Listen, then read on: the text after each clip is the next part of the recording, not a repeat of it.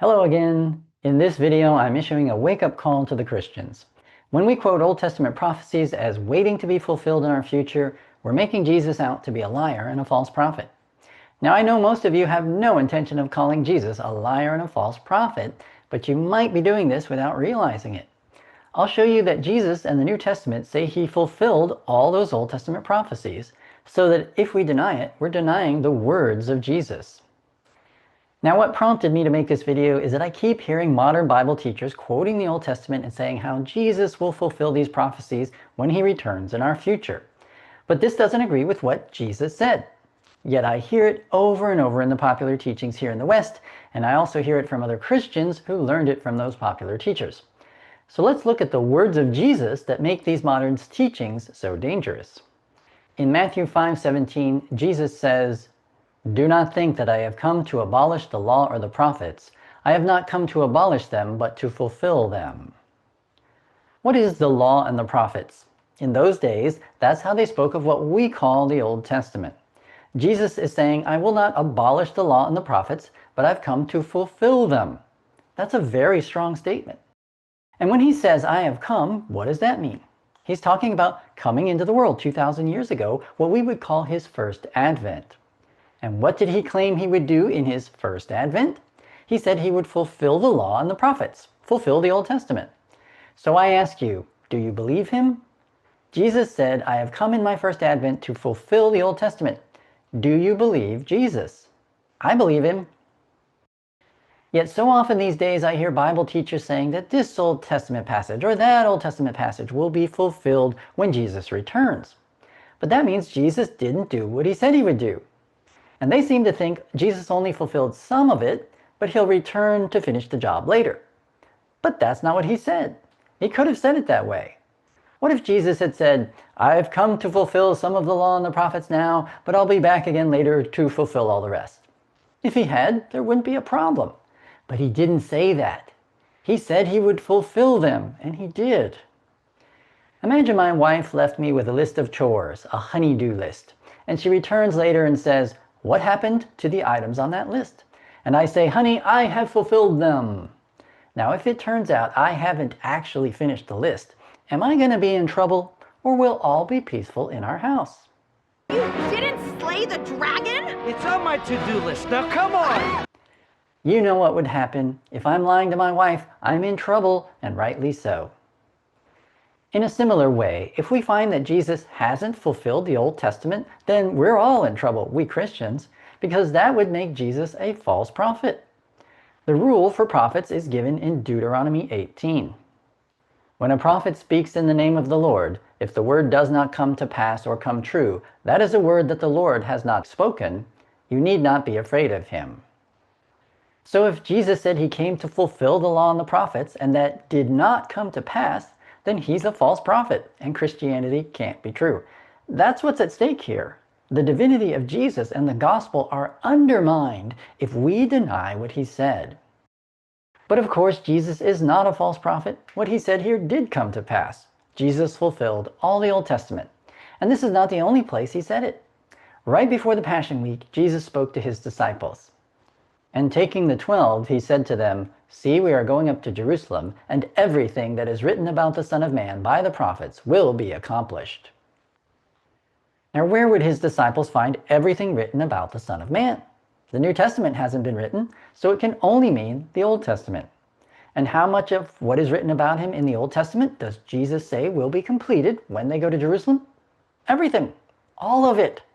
Here again is very strong language directly from the mouth of Jesus. He didn't have to say it this firmly. What if he had said, when we go to Jerusalem, many things written about me will be completed? He could have said that, but he didn't. He said everything. So when someone says to me, here's this Old Testament passage that Jesus will fulfill when he returns, I say to them, so this is something written about the Son of Man? And they'd say, yeah. I'd say, and you say it hasn't been completely fulfilled? And they'd say, oh no. But Jesus says everything written about him was completely fulfilled. So should I believe you or Jesus? Also, the word translated accomplished here is the same word Jesus spoke from the cross when he said, it is finished. It means to complete, to finish up.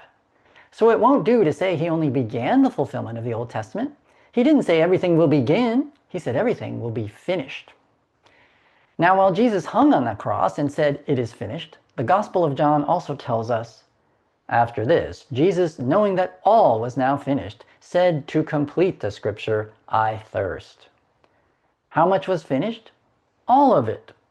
He knew it was finished. He spoke to complete it. Then he said, "It is finished." What could be more final? And this matches perfectly with his statement, "I have come to fulfill the Old Testament, and in Jerusalem everything written about me will be completed." But there's still more. After Jesus was raised from the dead and appeared to his disciples, they were in disbelief and marveling. They're thinking, what just happened to us? Jesus reminded them of what he said before. Then he said to them, "These are my words that I spoke to you while I was still with you, that everything written about me in the law of Moses and the prophets and the Psalms must be fulfilled." Then he opened their mind to understand the scriptures. According to Jesus' words here, how much of what is written in the law, the prophets, and the Psalms was fulfilled? Everything. Not some, not most, but all. And you can think for yourself what he could have said but didn't. Also notice he said these were things that must be fulfilled. Not that might be fulfilled or it'd be nice to be fulfilled. It was divinely ordained and therefore certain to happen. They must be. And none of these sayings of Jesus are qualified or partial. It's not some or most, but all and everything. And there are no conditions. It's not, it could be fulfilled, but only a few people are worthy. Rather, it must be fulfilled. It must all be fulfilled. So again, I ask you, do you believe Jesus? Do you believe he fulfilled all the Old Testament as he said he would?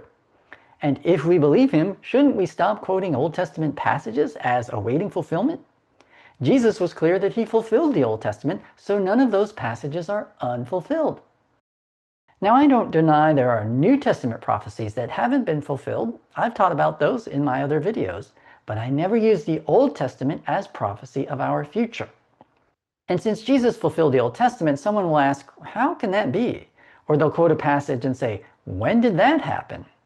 Now I understand it's difficult. Notice that Jesus had to open their minds to make his disciples understand it.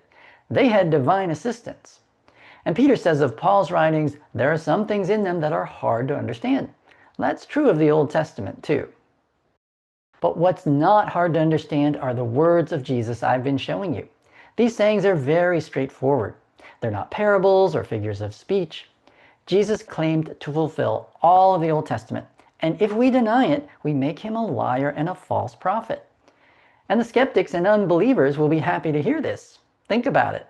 Someone who's skeptical can say, well, I don't believe what Jesus said he would do, but those Christians don't believe it either, so why should I? Based on these verses I'm showing you, anyone who claims the Old Testament isn't all fulfilled is giving ammunition to the enemies of Jesus and hurting the cause of Christ. And this is why I say we need to stop doing this. Jesus had a rebuke for his disciples who were resistant to his teachings. This was also after his resurrection. On the road to Emmaus, the risen Jesus says to two of his disciples, "O foolish ones and slow of heart to believe all that the prophets have spoken. Was it not necessary that the Christ should suffer these things and enter into his glory?" And beginning with Moses and all the prophets, he interpreted to them in all the scriptures the things concerning himself. Let us not be foolish ones who are slow of heart to believe all that Jesus said. And there are more passages I could show you to confirm this. Jesus also said these are days of vengeance to fulfill all that is written. Not some, all. And he said, what is written about me has its fulfillment. Again, what is written? And I didn't emphasize that he said what was written about him is found in the law of Moses and in the Psalms and in all the prophets. Remember, everything written about him must be completed, and that's the whole Old Testament. And when we go to Acts, we find confirmation because Peter says what God foretold by the mouth of all the prophets that his Christ would suffer, he thus fulfilled. And he also said, and all the prophets who have spoken from Samuel and those who came after him also proclaimed these days. So Peter confirms what Jesus was saying. And Paul says to the Corinthians, all the promises of God are yes in Jesus. Now, where would they find the promises of God? Why, in the Old Testament. And how many are yes in Jesus? All of them. So you see, the whole New Testament makes this point, and I could show you scholars who agree. And all of this then is why we should stop using the Old Testament as future prophecy. So please look at these verses, read them over, think about it, and ask yourself, do I agree with Jesus? I pray this video was helpful. Thanks for watching, and God bless you all.